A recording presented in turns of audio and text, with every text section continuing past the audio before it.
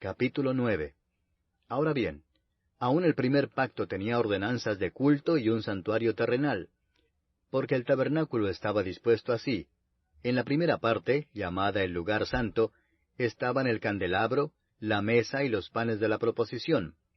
Tras el segundo velo estaba la parte del tabernáculo llamada el lugar santísimo, el cual tenía un incensario de oro y el arca del pacto cubierta de oro por todas partes, en la que estaba una urna de oro que contenía el maná, la vara de Aarón que reverdeció y las tablas del pacto,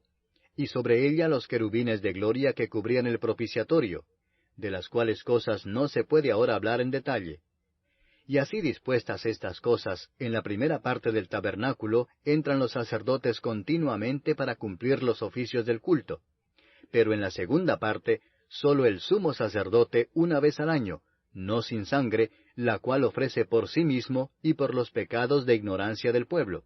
dando el Espíritu Santo a entender con esto que aún no se había manifestado el camino al lugar santísimo, entre tanto que la primera parte del tabernáculo estuviese en pie,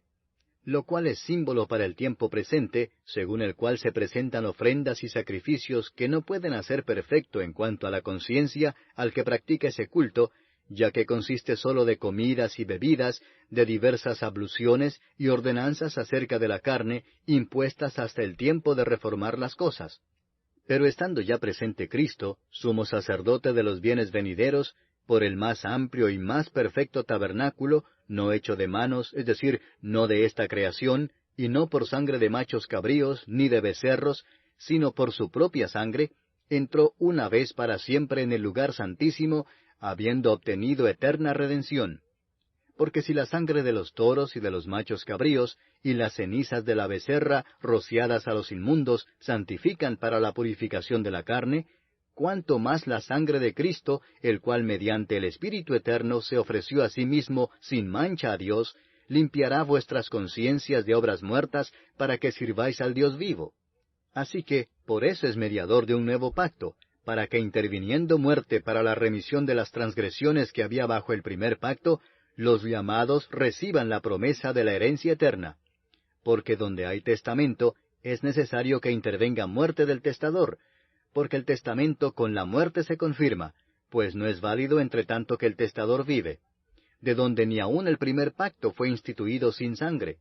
porque habiendo anunciado Moisés todos los mandamientos de la ley a todo el pueblo, tomó la sangre de los becerros y de los machos cabríos, con agua, lana escarlata e hisopo, y roció el mismo libro y también a todo el pueblo, diciendo, Esta es la sangre del pacto que Dios os ha mandado.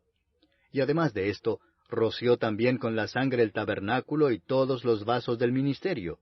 Y casi todo es purificado, según la ley, con sangre, y sin derramamiento de sangre no se hace remisión. Fue pues necesario que las figuras de las cosas celestiales fuesen purificadas así, pero las cosas celestiales mismas con mejores sacrificios que éstos.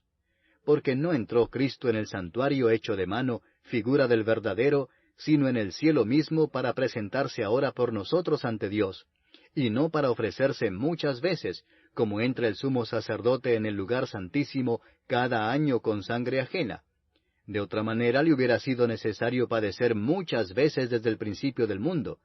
pero ahora, en la consumación de los siglos, se presentó una vez para siempre por el sacrificio de sí mismo, para quitar de en medio el pecado. Y de la manera que está establecido para los hombres que mueran una sola vez, y después de esto el juicio, así también Cristo fue ofrecido una sola vez para llevar los pecados de muchos, y aparecerá por segunda vez sin relación con el pecado, para salvar a los que le esperan.